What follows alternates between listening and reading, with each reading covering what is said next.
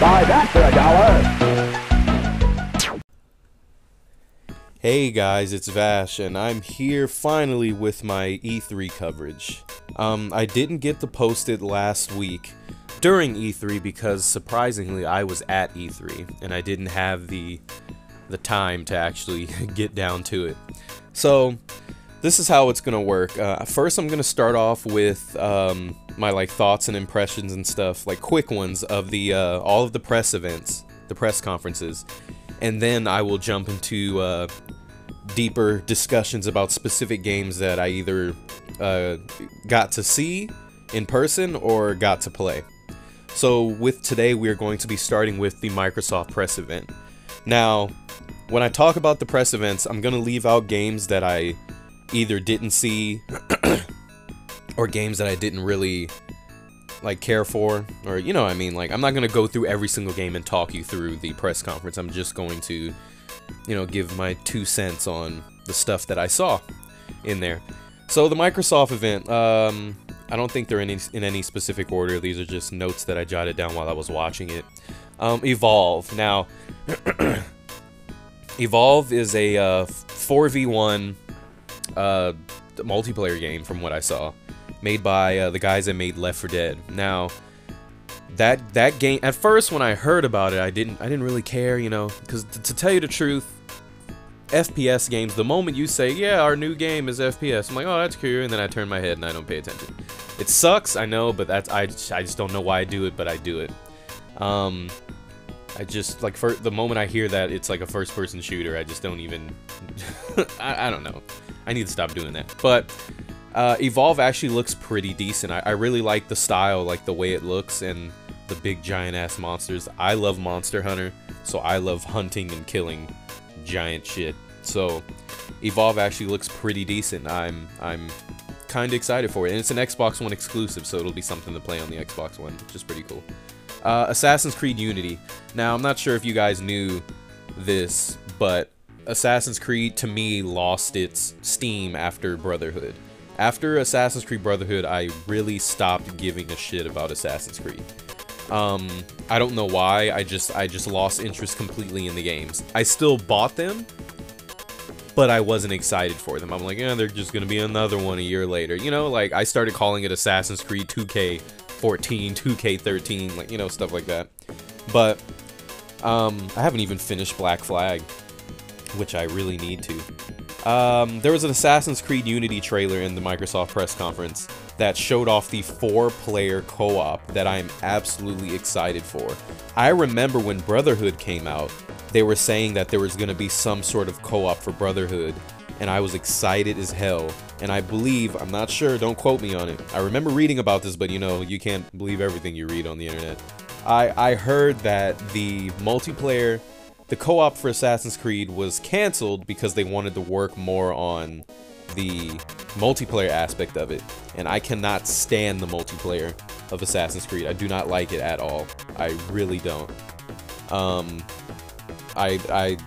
So I was pretty disappointed because I didn't like the multiplayer, and I was really looking forward to the co-op. But Assassin's Creed Unity, when it was first announced, I was like, oh, you milk that cow, Ubisoft, you milk it. And I was in nowhere near excited for that game at all, until I saw it in motion and I saw it being played, and my mind was changed. This co-op wise, this game looks like so much fun, and I actually am pretty excited for the co-op. I really am. Next game I'd like to talk about is Sunset Overdrive. Now, if you know me, you know the kind of games I like. You know that I really love over-the-top, really bootleg stuff, and I think that someone wants me to play this game. I think that this game was made for me. Literally, it was made for me. I first saw the trailer. I'm not 100% sure, but I think the main character that was used in the trailer is voiced by Roger Craig Smith. He sounds just like Sonic to me. I could be wrong, but he sounds just like Sonic. When I first saw the game, I was like, what the shit is this? And then it's like breaking the fourth wall. Well, this is a video game. Of course you could win. I was like, yup. I need it. Sunset Overdrive, I will definitely go into a deeper discussion about that one because sadly I didn't get to play that one, but I did get to record a lot of footage for it, a big chunk of footage. After that, I'd like to talk about Super Ultra Dead Rising 3 Arcade Remix Hyper Edition EX Plus Alpha. Now already, if you have a game that's making fun of yourself, I gotta play it. When I first saw the trailer, I was like, what is this? And I just saw how bootleg it was, and I was like, oh my god, when does this come out? I need it. And they're like, available soon. Screw that, available now. And I have never dove on my Xbox One faster. Dead Rising 3 is one of my favorite games. I really, really love Dead Rising 3 a lot. I didn't expect it to be good, but when I beat it, I couldn't get enough of it. I think I beat that game about 5 or 6 times before I stopped playing it. I like maxed out my stats, so many, like, I don't know, I beat the shit out of that game. And the DLC that would come out, which was really quiet. Like, I honestly never really heard anything about the DLC being released. I actually heard like other YouTubers on Twitter going, "Oh wow, the DLC for Dead Rising was released today." You know, like I never had any idea that the DLC was even coming out. No dates, no hype, nothing. So if the DLC didn't sell, it's most likely whoever was responsible for promoting that shit should be their fault. But every few months I would come back to the game and play the DLC. Honestly, out of the 4 DLC modes, I haven't played the 3rd and 4th one yet because I've been really busy.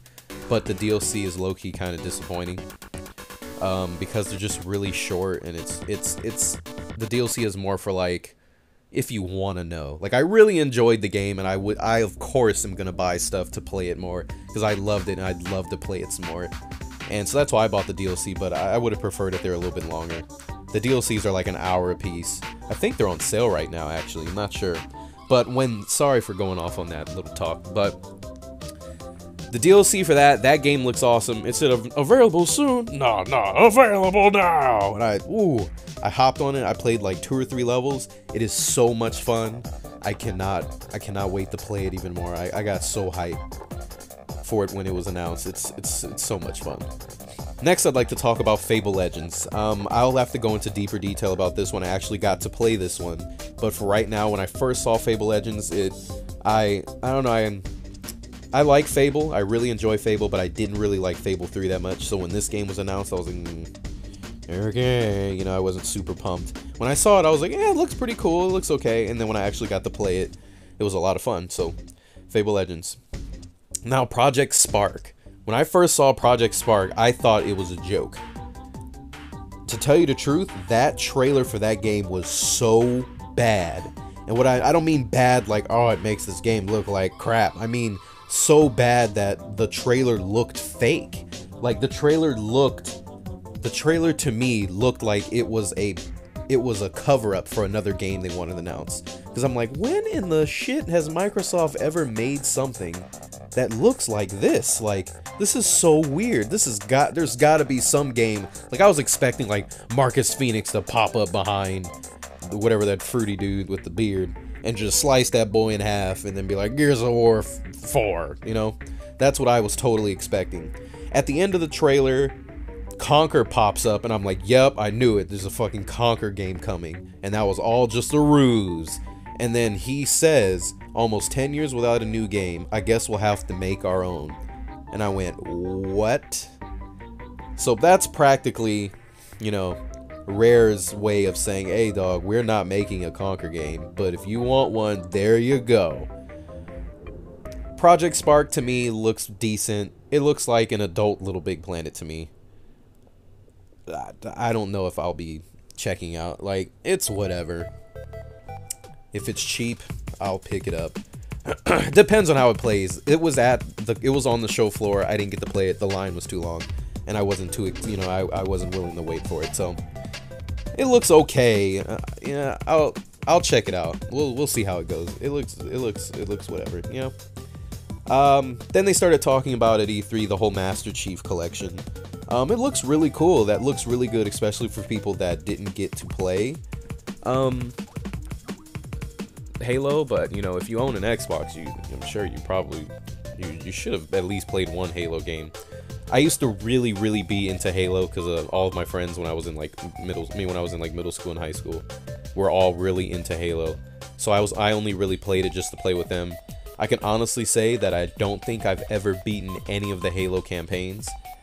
I think I got really close to beating the first one, and then I stopped playing it. I don't even think I played the single player at all for Halo 2.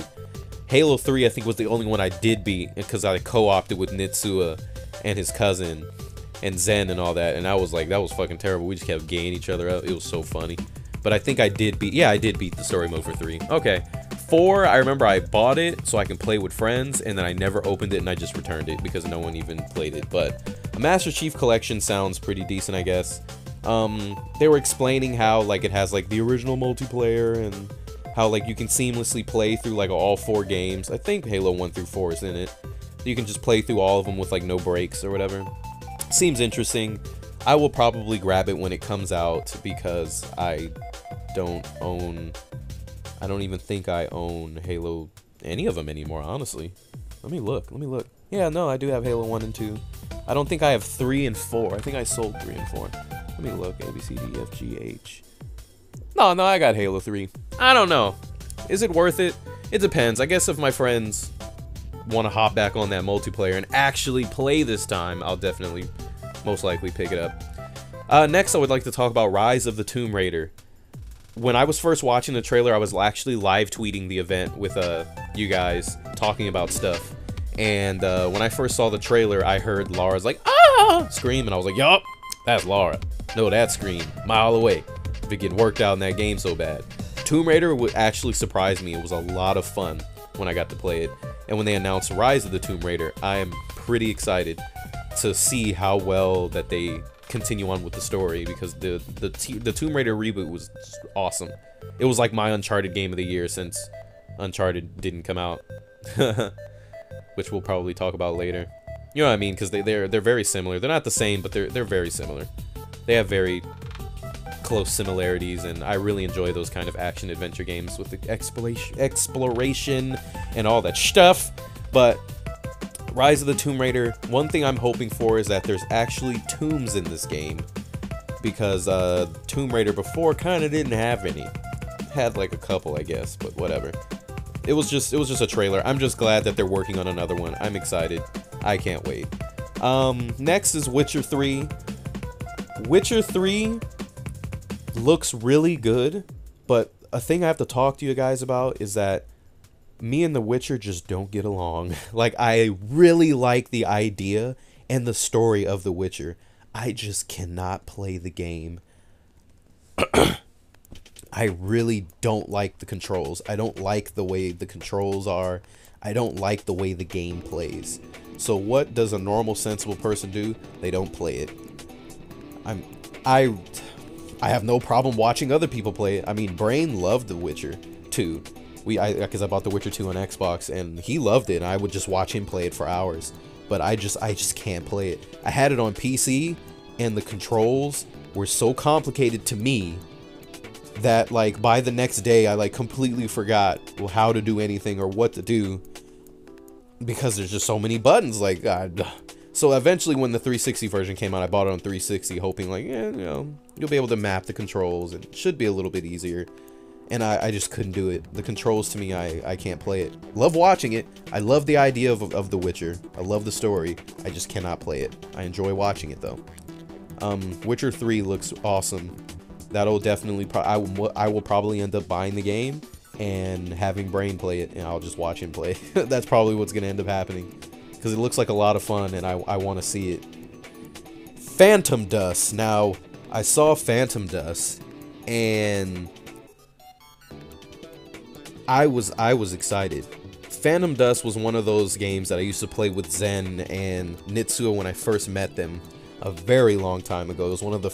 I actually found out that game through them. When I first saw the trailer for this, I had no idea what it was. It was until I saw the, like, blue, like, magic smoke, or Aurora? How you say it? Aura? I don't know how to say it. I have a bad time pronouncing words.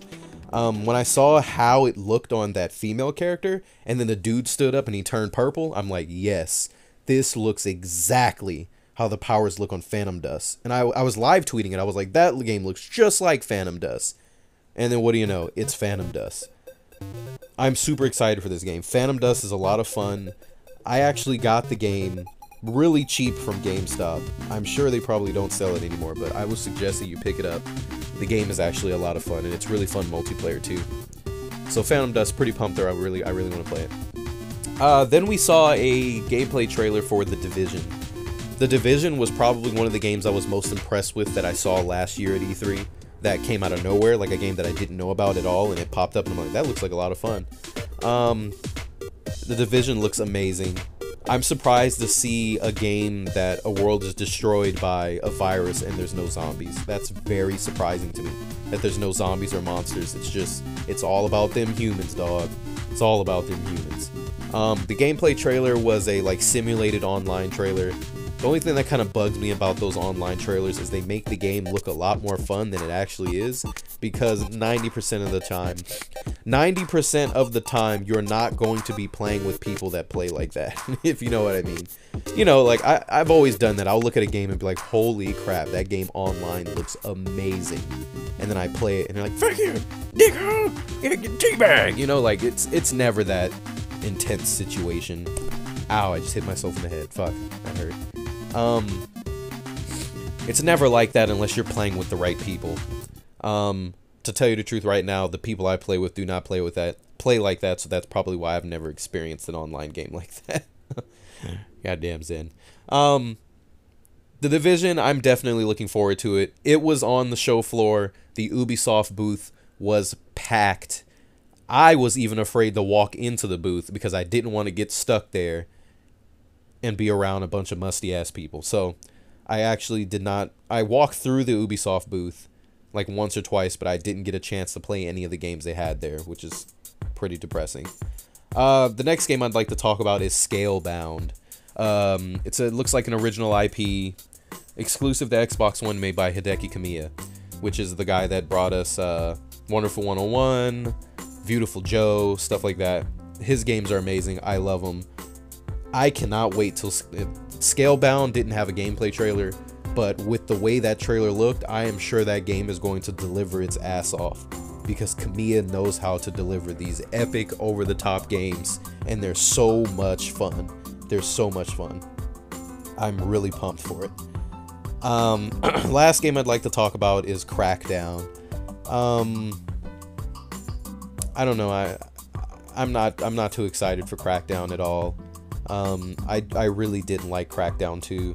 I remember I bought Crackdown 2 and, like, I was, like, talking on the phone when I was playing it, and then I beat it and was like, huh, that's the end? Like, I don't know. There's something about Crackdown 2 I just really didn't like. Crackdown 1 to me was a lot of fun. I used to play that online a lot, but just hearing about Crackdown, the new Crackdown, seems interesting. I would like to see more of it before I make my decision on whether I'd want it or not. But definitely, this will be a game I'll definitely get if my friends are going to be wanting to play it. Because usually, an online game, if it's a game that I know that I probably am not going to play by myself, like, oh, like a game that you mostly buy for online, I usually won't buy it unless I know that I'm going to have someone to play with. And usually, my friends are the ones that decide that or not. And it's funny because, like 60% of the time we end up not even friggin' playing the games that we decide to get. But that is all I have to say about the Microsoft event. Overall, I was actually extremely impressed with Microsoft's event because I did not hear the Kinect once. They showed us nothing but games, none of this TV bullshit that no one cares about, because who's gonna buy an Xbox to watch fucking TV? It's stupid. That's just silly. Why don't you just go buy a cable box? You know what I'm talking about? So yeah, I was extremely satisfied with Microsoft's press conference because we just got to see what we wanted to see. We got to see a lot of games. There's a bunch of stuff to look forward to. The exclusives, definitely. Like Scalebound. I have to maybe pull my list back up. I put it away. Scalebound, Evolve, Fable Legends. There's a lot of stuff that I'm really looking forward to play. Hopefully they come out sooner than later. Thank you guys for joining me for this discussion about Microsoft's press conference. Please, down below, let me know what you guys liked or what you guys saw that you enjoyed. Well, that you're pretty pumped for if you have an Xbox or not. You know, don't start any kind of shit. That's just silly. We're just here trying to express our feelings about video games, guys. We're just here to have some fun. So, yeah, let me know what you guys think. What games are you most excited for that you saw during the press conference, if you saw it? What games were you disappointed that you didn't get to see, that you possibly heard about and you wanted to see it and it didn't get shown off? Please let me know below. Thank you for listening to me ramble for 20 minutes. You know I love you guys, and I will see you when I see you next time. Bye. Bye, bye, bye. Bye. Bye.